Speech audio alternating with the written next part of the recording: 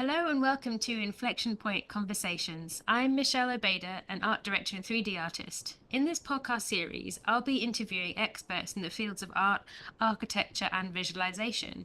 Together, we'll take a deep dive into the disruptive topics that have reached an inflection point in our industry. If you're enjoying this podcast, please take a moment to like, rate, subscribe, follow. You can comment and give feedback. I'd love to reach more people and grow this incredible community.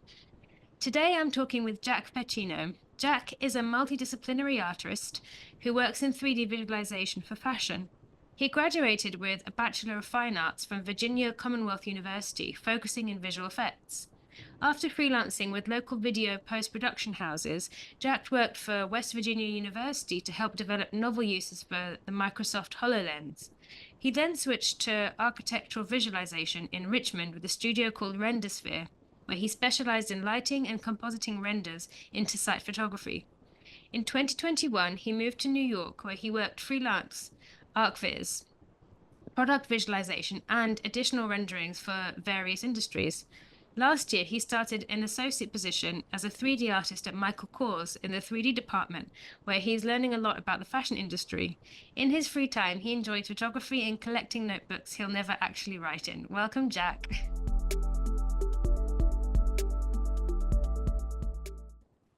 Thank you for having me. That's a nice detail. I feel like everyone can relate to the fetish of notebooks that like we love to have them and we love to have them sit and maybe we fill one page.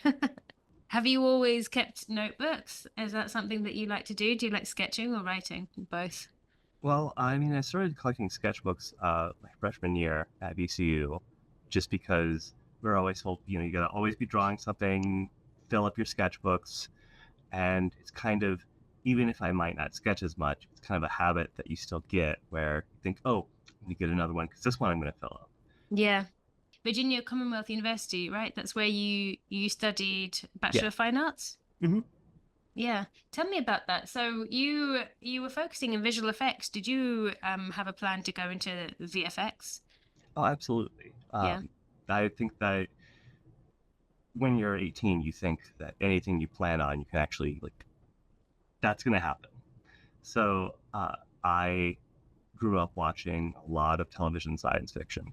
So, whenever you watch the behind the scenes of, say, like Doctor Who or Stargate, you find out that oftentimes a medium-sized project will have one VFX studio that's internal with 5 people, and Mm. they produce 80% of the effects, and then, maybe others have shipped out. I thought, you know what, that sounds like a great job, where if you get this, you can move to a medium-sized city like Cardiff or Vancouver, and it's a stable job. You don't get laid off at the end of every Marvel production, Mm. and you are responsible for so much more. Yeah. So I was thinking, you know what, I'm going to learn everything I can about visual effects, and that's what I'm going to do. So by the time I was graduating, uh, there was kind of a bit of an industry shift happening, Mm. because at this point, everything was contract based. Everything was, you get a job in a Marvel movie, you get kicked off 3 months later. You get a job Mm. in another Marvel movie, you get kicked off 3 months later. Um, and so I was thinking, oh, that's maybe not very stable. That's maybe not what I want to do. Mm. Um, I ended up living in West Virginia for a year and a half, and there's not a whole lot of visual effects out there. Right.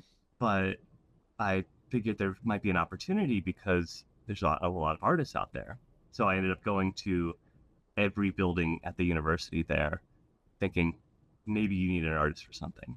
And I came across the journalism school where they were like, hey, we've got a HoloLens and we're trying to come up with uses for it. We don't have any content for it.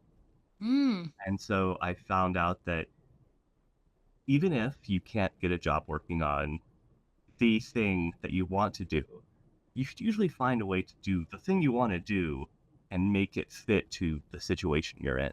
Yeah, I totally agree. That's great. And so you were doing like visual effects for the HoloLens. What kind of like content were they making or were you making? So it was mostly a project of, we have a sort of art exhibition that we want to show, and we want to it's both a showcase for the technology, what we can invent for it, Mhm. and also a showcase for the art that they wanted to demonstrate. Mhm. Um, the concept that they had was, what are the memories that are associated with an object, and Mm. how can we tell them in a novel way? Mm. So let's say you picked up an old wooden box, even if it was empty, what stories could it still tell? Yeah. And so, obviously this is the early days. This is basic concepting of what to do with this new thing. Mm. So we're thinking, well, what if when you pick it up, we have object recognition? What if you could put text on it that, sort of whispers some things that were said around it? What if you could have notes falling out of it? Yeah. Um, One of the inspirations was like this sort of, in Legend of Zelda Ocarina of Time, there's like a sort of magnifying glass thing that you could hold up to things, and whenever you do, it would reveal the secrets of an object. Mhm. Um, and we were thinking about that because the HoloLens has like the field of view of it is like this postage stamp in front of you. Mhm. And so even if it's like kind of virtual reality, you're always going to see the world around it without anything there. Mhm. So it's almost like revealing the hidden three-dimensional content that's in the physical world Mhm. as you move this tiny circle Yep. over things. And so that's kind of where that idea came from. Um, so we're really trying to figure out what we were capable of doing Yeah. and what the HoloLens was capable of doing at the time. Because when we got it, there wasn't really any shipped products for it. Mm. Yeah. And so what was your experience working with that? So the HoloLens is Mhm. the glasses, right? I don't feel like I see people using them so much anymore. But it was quite big when it came out, right? Yeah, well, it was at least very exciting when it came out. Mm. This was in 2016, Mhm. so only a few dev kits had shipped at that point. Mhm. And everyone was really wondering, oh, when is the Magic Leap going to come out? That's going to really blow us all Yes, I remember this time. Yeah. Because I was working in like VR projects around this time, and there was VR and there was AR, and the Magic Leap was gonna promising all these like cool hand stuff. Exactly, right? And you saw like the demonstration in the gym where you have a whale coming out of the gymnasium floor and then crashing in. Everyone was Mm. so excited, and honestly, more than the device itself, we were really excited by the idea of what it could do.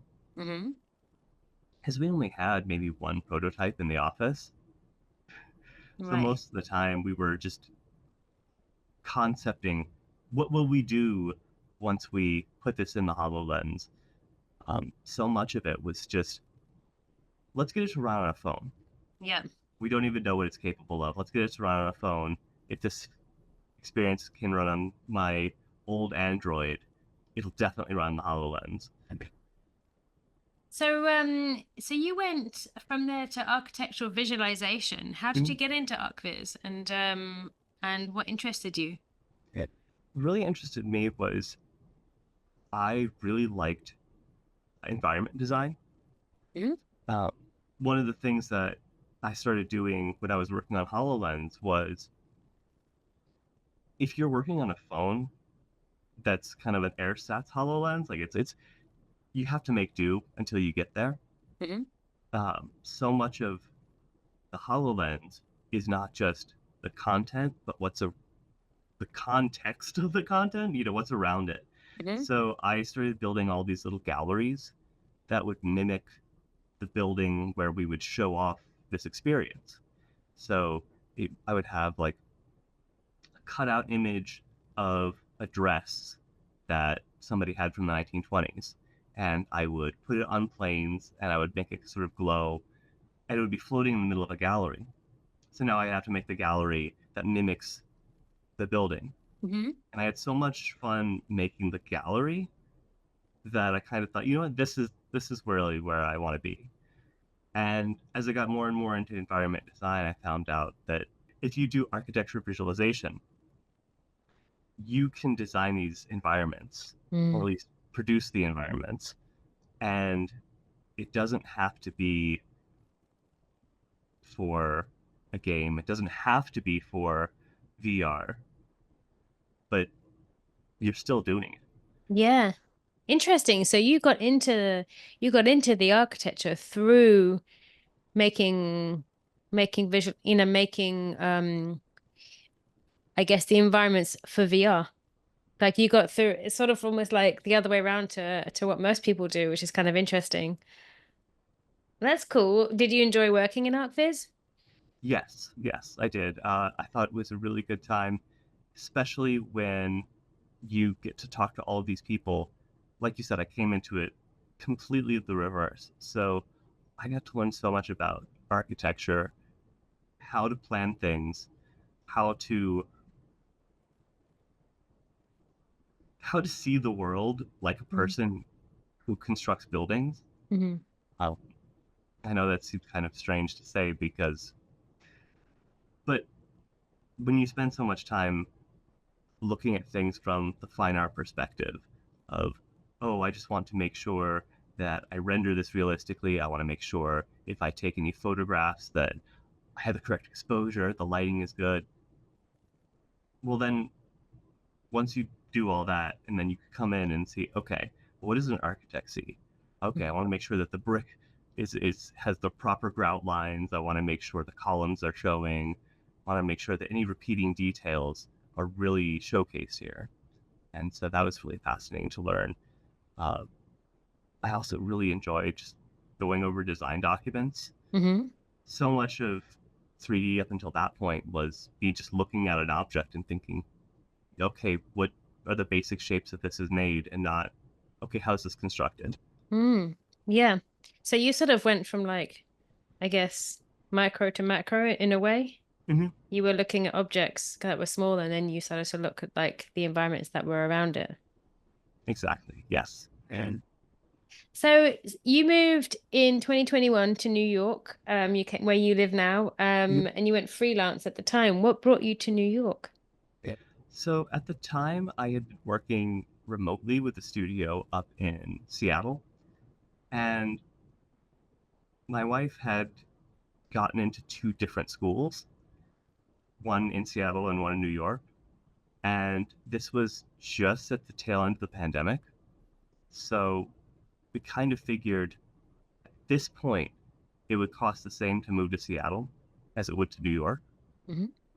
But New York is dramatically cheaper than it'll ever be, ever. So if we ever wanted to spend any Oh, time in New York City, yeah, we should do it now. right. And that's what we chose to do. Oh, amazing. So did you get one of those magic deals? We did. We did. It was incredible. I mean, it allowed us to live in Manhattan, which we never thought would ever be possible. Yeah. Yeah, definitely. And what was your experience like working freelance? Compared to being full time? Yeah. The funny thing that nobody mentions when you're in school and they come in as a freelancer is that once you start doing freelance, your skill as an artist stops being relevant. It's Mm, really feels like it's 70% how good of a business person you are. right. How good are you at managing money, your taxes? Are you okay with managing the stress between, okay, now is a feast period and now is a famine period? Hmm. Um, and I found out I'm not very good at that. Yeah, Like, I was gonna say, did you have to, because that's something there's like a steep learning curve there too, right? Did you have to learn that? Did you have to teach yourself that? Did you have anyone that you could ask? um, I mostly had to learn it myself, Mm, mostly because for a long time I was a bit too ashamed to really ask.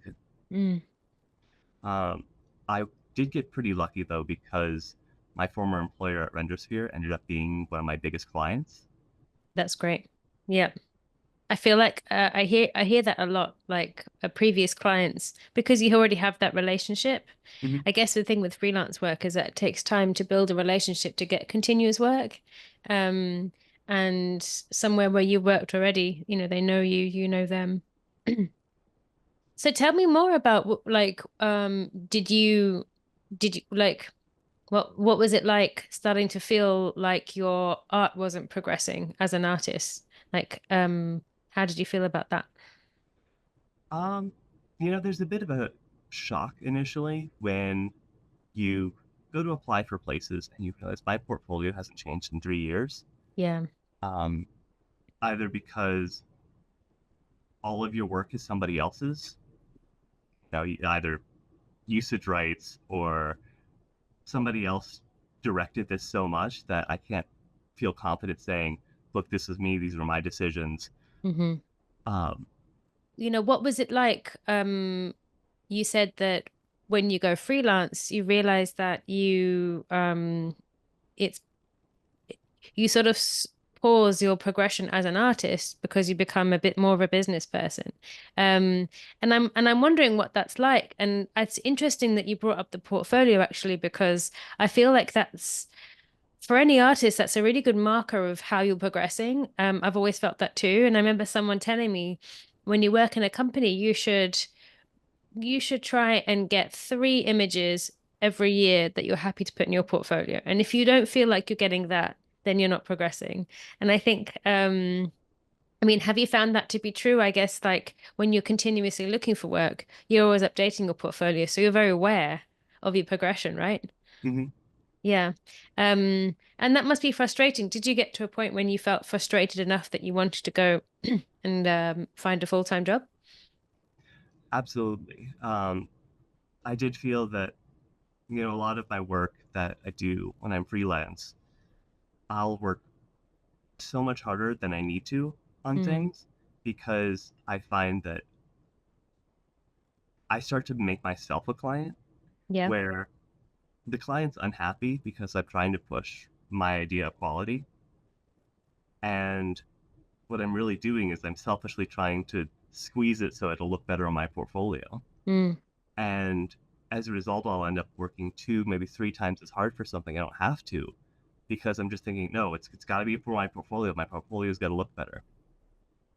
And I found that that was kind of a losing battle because either the client will become unhappy or you'll just burn out.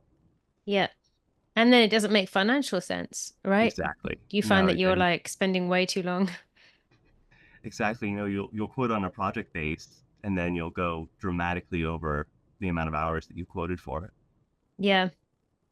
Yeah, yeah, yeah. I think that must be I feel like, even studios they give a little bit of time and budget for R&D work, which is a sort of the same thing, building your portfolio and progressing yourself. But even then it's such a fine margin that I imagine when you're working freelance, it's so hard because maybe you can use the time in between. I know people who do it, but it's like it's very difficult to do all this work for yourself. I mean, because you need the paid work, right?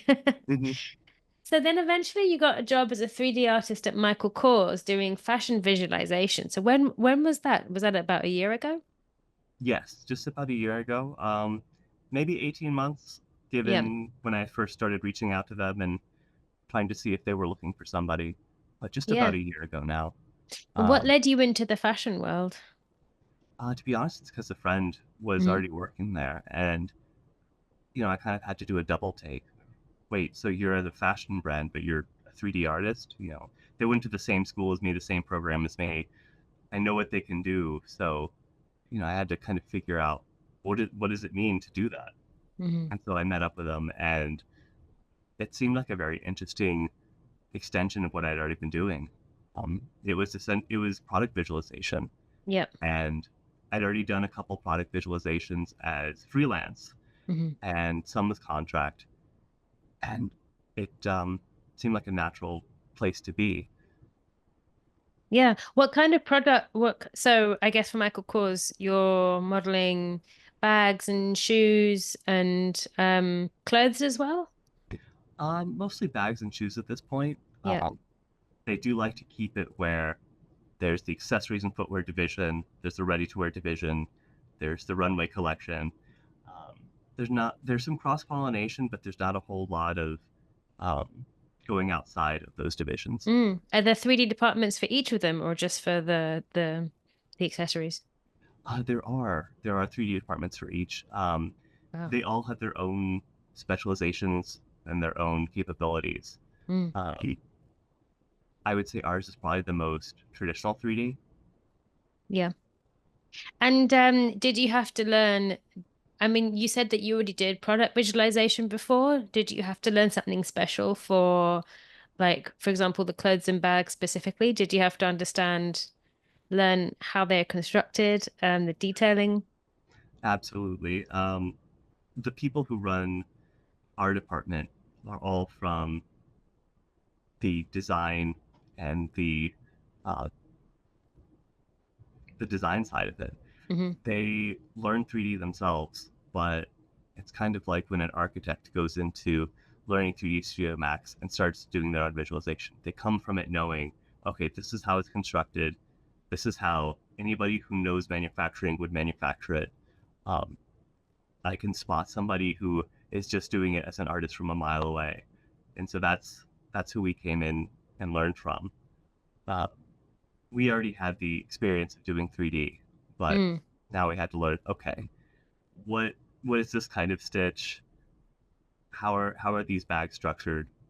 The most difficult thing I think I've had to get over is the fact that most handbags are soft, Hmm. but they're still very structured, and you have to show that using as few polygons as possible. Yeah. Yeah. And do you use any kind of cloth simulation with them? Very, very occasionally. Mm. The issue with cloth simulation is that it's not 100% predictable, Yes. which is, It's maybe 2% predictable, I think. um, and all of our renders have to be very precise. Right. You know, they're almost illustrations, Yep. right? So um, we tend to control a lot, um, just completely manually. Yeah, yeah, yeah. I mean, that must be quite nice. Did you find you were sort of in a way you were going micro again? So you've gone from micro to macro to micro again. Did you quite enjoy that focus? Specializing in specifically, let's say, bags and shoes. Yeah, it's kind of scary at first when you hold up a bag and think, okay, how am I going to model all this detail? But then, as you get into it, everything just seems larger as you Hmm. get in and you really work on it. And it really is a very similar approach to things. Right. The only thing I would say I miss is probably the set dressing part of it. Hmm. Um, whenever you're rendering interiors of a building or like a club room of an apartment, there's a lot more freedom of, okay, but how would you make this look nice? Hmm. Um, but then so much of doing one for one digital twins is, okay, but how would you represent this? Hmm. Yeah. So you have to kind of find your creativity a different way. Yeah. So do you feel like you're also trying to find your own character, your like artistic character, um, Yes. in the things you're making? So you gave a couple of weeks ago a presentation at 3D NY, which was really awesome. And it was really nice to see the kind of work that you do. And you were talking about materials. Can you tell me a little bit about the process of I guess the focus that you have on working on very specific kinds of leather and details, stuff like that, like what you like about that? Um, I really like, it's funny, we were looking at a bag lining recently, and me and my colleague were looking at what happens when you hold it up to light and you kind of like twist it a bit. And we were noticing that there were these little speckles that were showing up, especially when photographed, Hmm. that aren't exactly physical properties of it, but whenever it's photographed under studio conditions, it'll do this. Mm.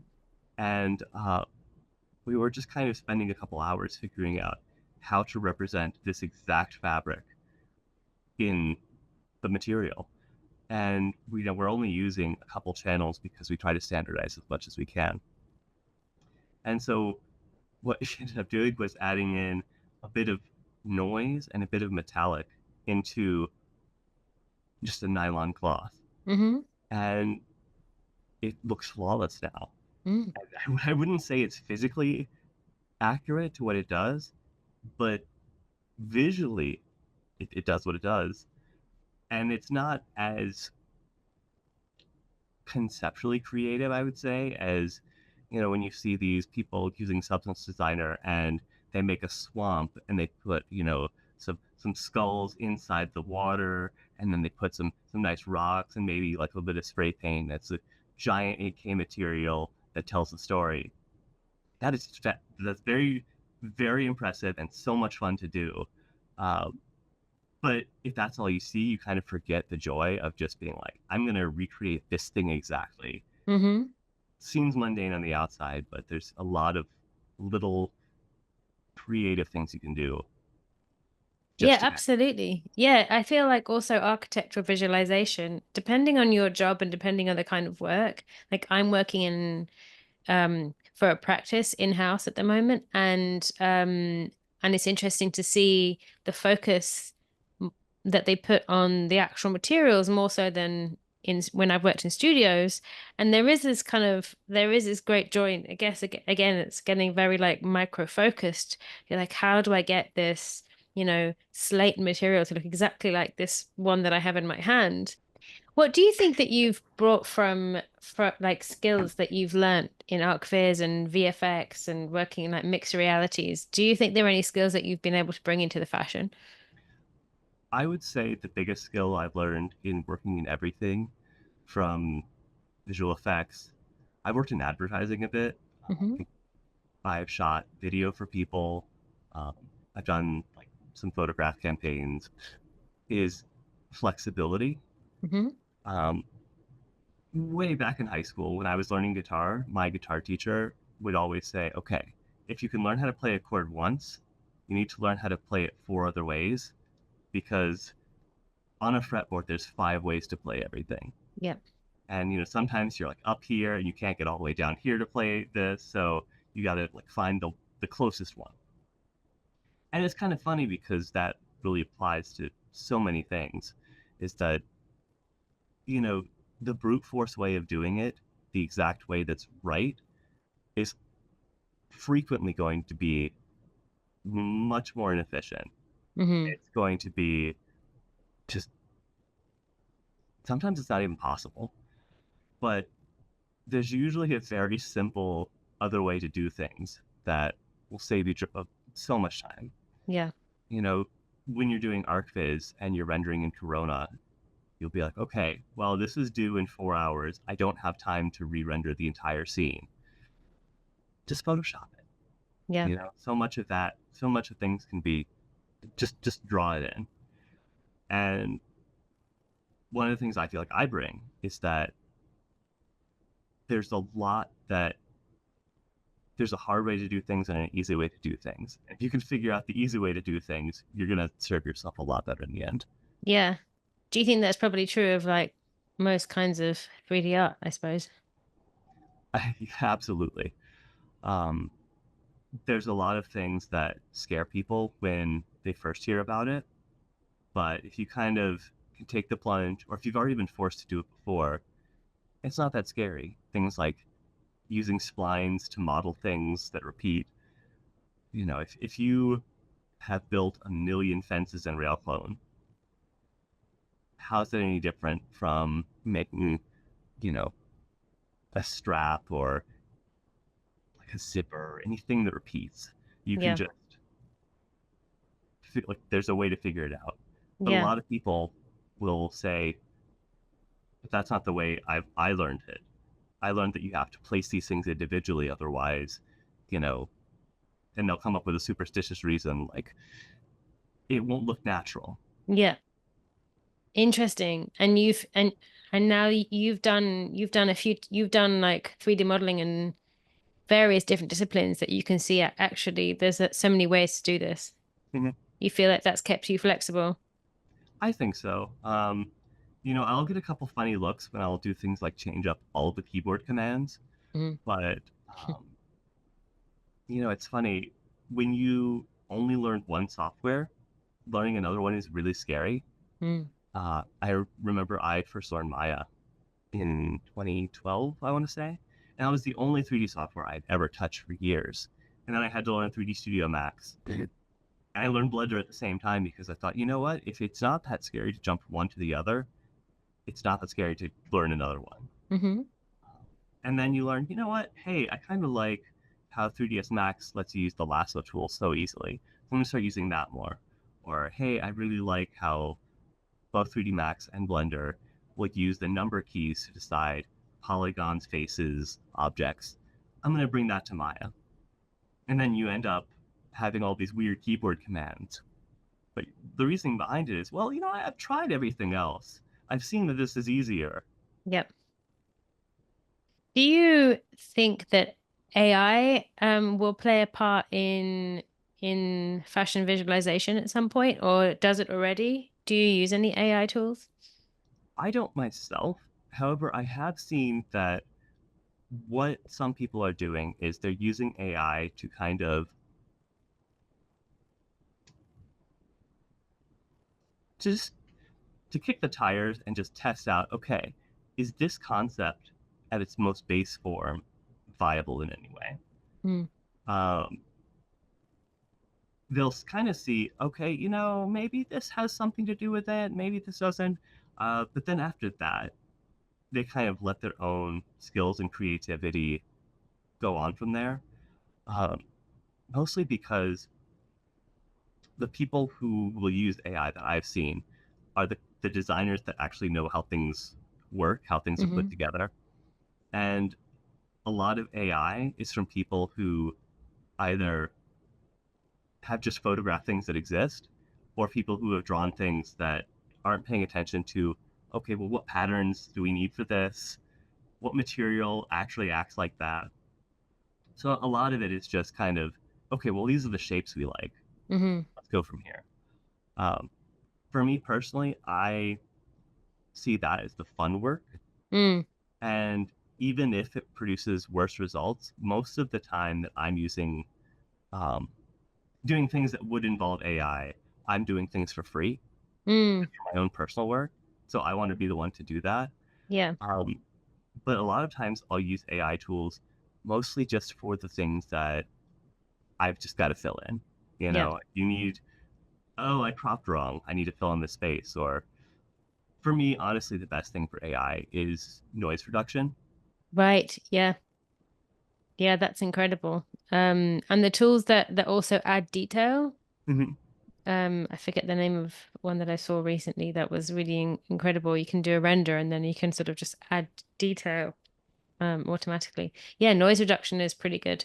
Yeah, you don't want, I mean, I had the same feeling like I don't want to use AI tools that are going to take away the thing that I like doing in the first place.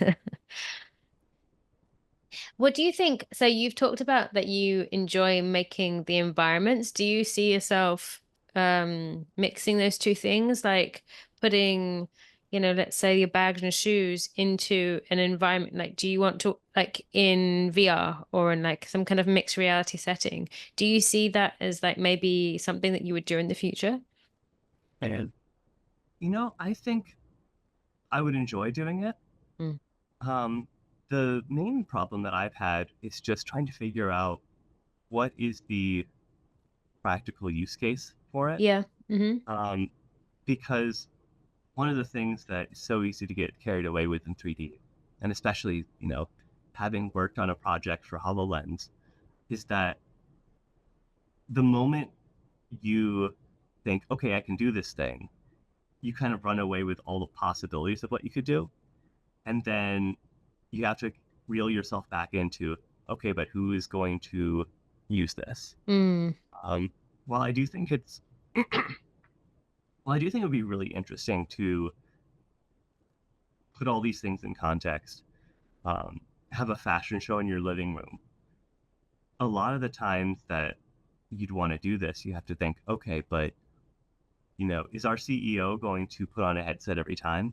Mm-hmm. Take a look at it. Like, is the average consumer who also buys these products, are they the kind of person that is tech forward that would want to use this?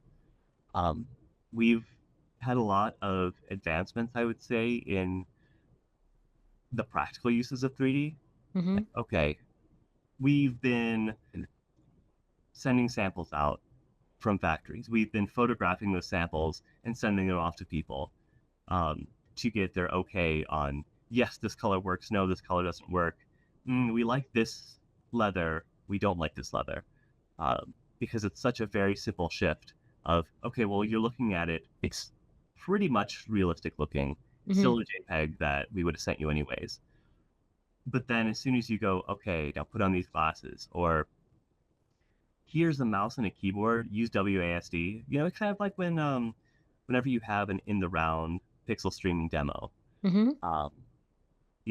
there's that use case of, okay, how do we make this so simple that somebody can just kind of frictionlessly jump into it? Yeah. So, right. So like creating those kind of things, I guess, understanding if there's a place in the market for that, and if your company, like if Michael Kors, for example, wants to go, I suppose the company is so big there's probably whole departments who are in charge of the consumer marketing side of that would be a thing. It would be cool if they came to you, but I guess it's not something that you go to them and say, "Hey guys, why don't we try this whole marketing scheme?" Because I suppose there's departments who do that. Do you And think that your work as someone who is modeling the object and making the materials and rendering it, can you see that bit changing? Um, or the output changing, I suppose. yes, I can absolutely see that we're probably going to get to a state where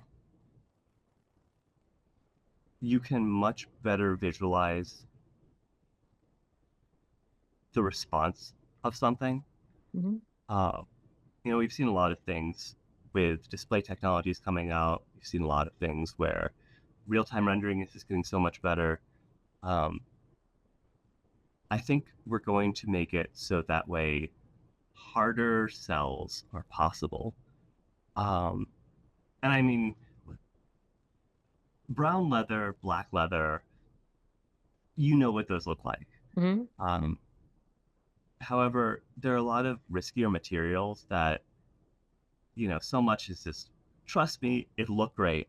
Hmm. Um, I'm not saying we should do this. I'm not saying we are going to do this, but if you imagine like holographic fish scales on something, Hmm.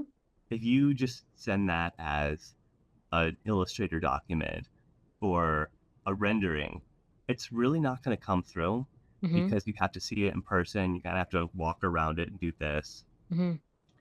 I think materials that are like that have unique properties, are going to be much more possible when it costs nothing to just give either a rendering or a model you can rotate. Hmm.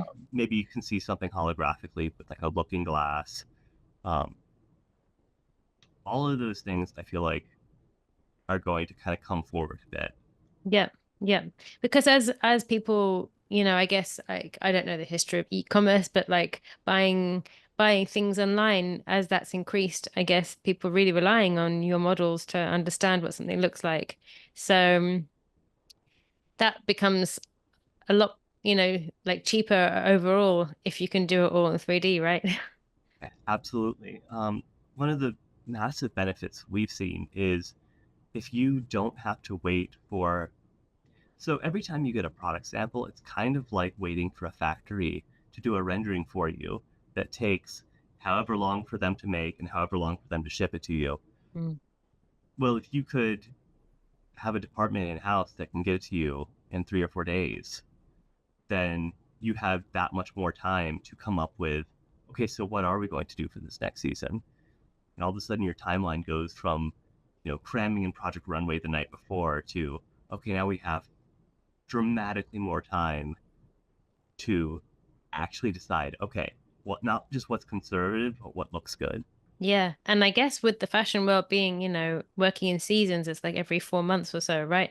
Like, matter of a couple of weeks makes a huge difference. Absolutely. Yeah, that's great. Jack, I have one like closing question for you, which I think would be interesting to ask. Do you have any advice for any 3D artist who wants to get into visualization today? Yes. I would say work on your skills that are not directly related to your job. Hmm. Um, Say I more think about it's that. really easy to neglect things that aren't pushing polygons and hitting render. Um, One of the things that has helped me a lot is that whenever I do creative work, I don't touch 3D anymore. I find that many of my colleagues get home and they say, I had this really great idea for an environment. And I opened up, my 3D package of choice, got depressed because I saw the UI again, felt like I was at work and closed it out.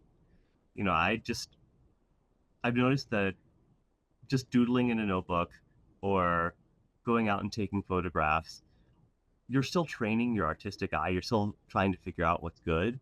Um, but it's kind of scratching that itch a different way. Hmm. And it's easier to separate yourself from the context of, oh, I'm doing work for free. Yep. Um, Same with your business skills. I mean, I mentioned that when you work in freelance, you're almost entirely a business person. Uh, and so I think learning how to sell yourself and how to talk to people will massively help you. Um, One of the things that I'm still learning is when to talk to somebody in plain language, where you say, hey, this is what I can do in the simplest terms possible. It's not that complicated. I can do it. And how to sort of talk yourself up and say, I'm a very, very talented 3D artist. I Mm. make the most sophisticated images possible. Um, and learning which person to treat which way uh, has really benefited me a lot. That's so interesting. That's a very like fine distinction, which I think a lot of people probably get wrong. And I think that probably helps you. Have you found that that helps you with connections, but interpersonal connections at work and in like job job interview environments, stuff like that? Yeah. Absolutely. Unfortunately, I think not knowing it has hurt me a lot more than knowing it has helped me. Mostly because you really feel the consequences of not knowing it more than the Hmm. benefits. Yeah, like if you don't sort of put yourself forward in the right times, the people don't put you forward for a job for that kind of thing. Yeah. Absolutely. Or, if you are trying to volunteer for, hey, we've got a special project up, can you do it? And, you know, the way to say, oh, yes, I can absolutely do it, especially Yeah. for freelance. I know when I was speaking with some people, it would be, oh, so I see you're a 3D artist. I see you know what I do, like what we do. Yes, this is how I do it. Or, oh, I see that you are not really focused on the art side at all, and you want to know that, hey, can you do this very sophisticated thing? And then you have to say, yes, I am incredibly talented. I have the most sophisticated software. Yeah, I can do it. Yeah, that's really good advice, I think, learning that. And I think that anyone who's listening who is starting out and wants to get into visualization, I think that's a really good soft skill to learn, as well as all the business side of it too. That's great. Thank you so much, Jack, for coming on. I feel like I've learned a lot, and there's just a lot to talk about into this like world of fashion and 3D and visualization, as well as like VFX. I mean, I feel like you know a lot about different industries, which makes you very all-rounded, which is great. Well, thank you so much for having me. Yeah, it's been wonderful. Thanks, Jack. Thank you.